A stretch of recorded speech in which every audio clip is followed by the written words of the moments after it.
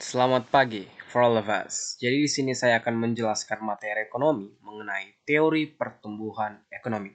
Presented by Widya Pratama. Baik, yang pertama, teori pertumbuhan ekonomi klasik.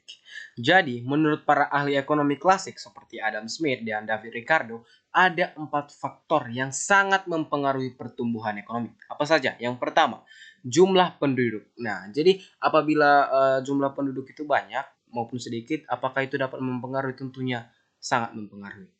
Bagaimana nanti saya jelaskan. Yang kedua, persediaan barang dan modal. Nah, apabila suatu masyarakat, suatu negara memiliki persediaan barang dan modal yang cukup, tentunya itu akan menjadi peluang untuk mereka untuk meningkatkan pertumbuhan ekonomi.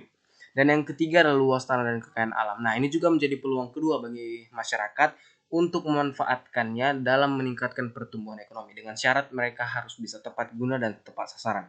Dan yang terakhir adalah penerapan teknologi. Nah, menurut saya ini sangat penting ya untuk menciptakan barang yang berkualitas dan berkuantitas. Namun, dari keempat faktor tersebut, para ahli ini lebih menitik beratkan pertambahan jumlah penduduk dalam mempengaruhi pertumbuhan ekonomi dibanding dengan faktor-faktor lainnya dengan asumsi faktor luas tanah dan penerapan teknologi tetap. Jadi maksudnya di sini adalah dalam pertumbuhan ekonomi mereka lebih menitik beratkan pada si jumlah penduduk. Nah, karena apa jumlah penduduk itu terus bertambah, tidak tetap. Berbeda halnya dengan penerapan teknologi dan luas tanah. Jika jika teknologi dan luas tanah itu tetap, sedangkan jumlah penduduk itu tidak, karena mereka selalu bertambah. Baik, kemudian ada gambaran mengenai teori ekonomi klasik ya. Yang pertama itu pertumbuhan ekonomi itu tergolong tinggi saat jumlah penduduk masih sedikit. Begitu juga dengan faktor lainnya seperti yang tadi ya, persediaan barang dan modal, luas tanah dan penerapan teknologi.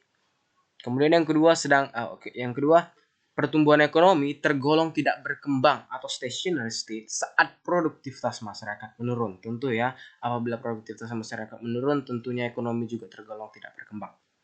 Baik, yang kedua kita akan membahas teori neoklasik. Nah, jadi ada beberapa aliran dalam teori neoklasik tersebut ya. Yang pertama, teori pertumbuhan ekonomi Harold Domar. Yang pertama, ada beberapa tahap dalam ekonomi Harold Domar ini ya. Yang pertama itu barang modal telah digunakan secara penuh. Yang kedua, perbandingan antara modal dan hasil produksi atau capital output ratio itu ialah tetap. Nah, maksudnya perbandingan antara modal yang kita gunakan dan hasil produksi yang kita keluarkan itu harus tetap, paling tidak tetap jangan sampai menurun. Agar apa? Agar ekonomi itu dapat stabil. Dan yang ketiga adalah besarnya tabungan proporsional dengan fluktuasi pendapatan nasional. Dan yang terakhir adalah perekonomian hanya terdiri dari dua sektor. Nah, perlu diingat bahwa pertumbuhan ekonomi terjadi karena adanya peningkatan PDB, pendapatan nasional dari suatu negara atau masyarakat. Nah, tentu ya apabila PDB kita meningkat, tentunya pertumbuhan ekonomi juga akan meningkat. Maka dari itu, investasi harus terus mengalami kenaikan agar tingkat pertumbuhan ekonomi juga mengalami kenaikan. Nah, jadi investasi dan pertumbuhan ekonomi sangat relate one each other, sangat berhubungan satu sama lainnya. Jadi ini perlu diperhatikan. Kemudian yang kedua adalah teori pertumbuhan ekonomi Solow. Nah, teori yang dikembangkan oleh Abramovich dan Solow ini menyatakan bahwa pertumbuhan ekonomi tergantung pada perkembangan faktor produksi. Nah, jadi ini lebih menitik beratkan pada sistem produksi dan penawaran. Nah, jadi ada 3 faktor yang mempengaruhi pertumbuhan ekonomi. Apa saja? Yang pertama, pertumbuhan modal, pertumbuhan penduduk, dan pertumbuhan teknologi. Ya, ini sangat berhubungan dengan faktor-faktor produksi. Nah, namun dari ketiga faktor tersebut, faktor teknologi itu dianggap paling penting dalam menentukan pertumbuhan ekonomi. Mengapa? Karena berdasarkan fakta, sekitar 80-90% pertumbuhan ekonomi di US, Amerika Serikat itu disebabkan adanya perkembangan teknologi. Jadi sisanya apa? Itulah 18-25% pertumbuhan ekonomi itu disebabkan karena adanya modal. Jadi lebih dominan pada si teknologi. Oke, next. Teori Rostow atau historis. Nah, teori Rostow. Jadi ada beberapa tahap, ada 4 tahap ya dalam menganalisis pertumbuhan ekonomi. Yang pertama, perekonomian tradisional atau the traditional society. Yang ciri-cirinya yang pertama, teknologi yang digunakan masih rendah. Tentu tradisional itu berhubungan dengan yang rendah.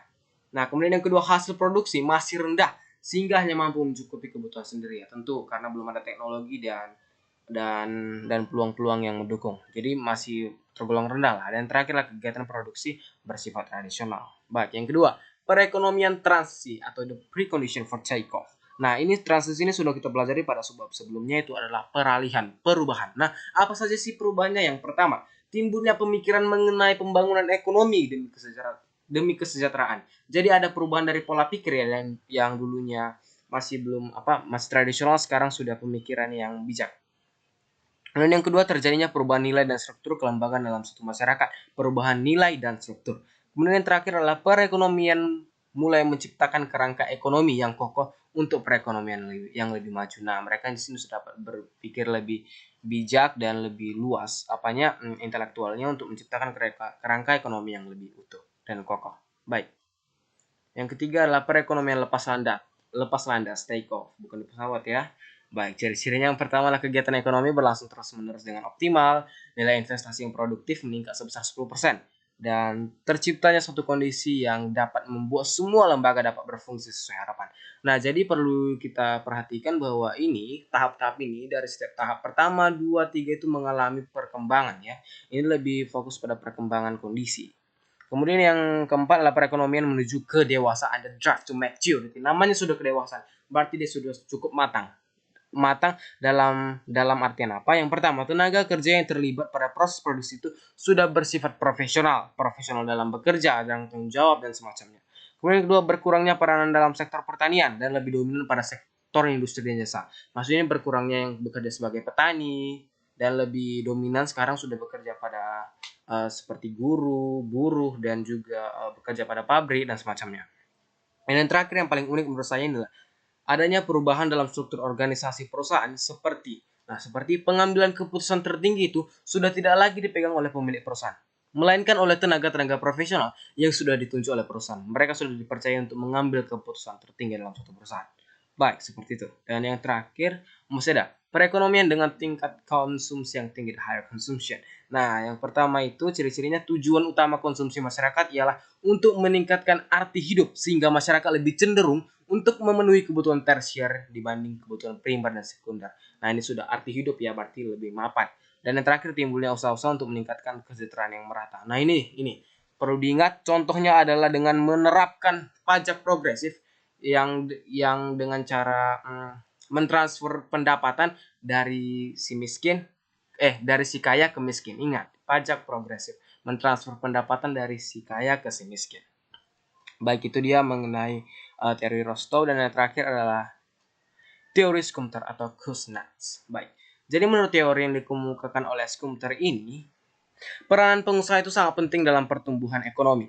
Mengapa? Karena pengusaha dapat menciptakan berbagai inovasi dan kreasi untuk meningkatkan efektivitas dan efisiensi proses-proses produksi. Tentu dalam untuk menyempurnakan inovasi dan kreasi ini membutuhkan modal. Maka pengusaha akan meminjam modal untuk keperluan investasi usahanya. Ya, lagi-lagi untuk menciptakan untuk mendukung inovasi diperlukan modal. Nah, jadi investasi inilah yang kiranya dapat meningkatkan pendapatan nasional, yang mendorong peningkatan konsumsi masyarakat juga. Nah, apabila pendapatan nasional naik, tentu itu akan mendorong peningkatan konsumsi masyarakat juga. Nah, perlu diingat ada dua jenis investasi yang timbul, yakni investasi otonom, ialah investasi yang timbul akibat adanya kebutuhan modal untuk keperluan inovasi. Ini bersifat mendesak dan sangat-sangat diperlukan karena untuk keperluan inovasi. Dan yang kedua adalah investasi terpengaruh, ialah investasi yang timbul akibat adanya kenaikan pendapatan nasional yang mendorong terciptanya investasi baru. Nah, apabila kita mengalami kenaikan pendapatan nasional, tentunya itu akan mendorong kita untuk menciptakan investasi baru untuk mendukung inovasi-inovasi yang kita buat. Nah, seperti itu. Jadi ini sangat perlu diperhatikan, investasi, inovasi, dan perkembangan ekonomi itu sangat relate satu sama lainnya. Baik, inilah sekian dari presentasi saya mengenai subbab kali ini, mengenai teori perkembangan ekonomi. Apabila ada yang salah, mohon dimaafkan, dan I really need your suggestion, respect, and response. Thank you.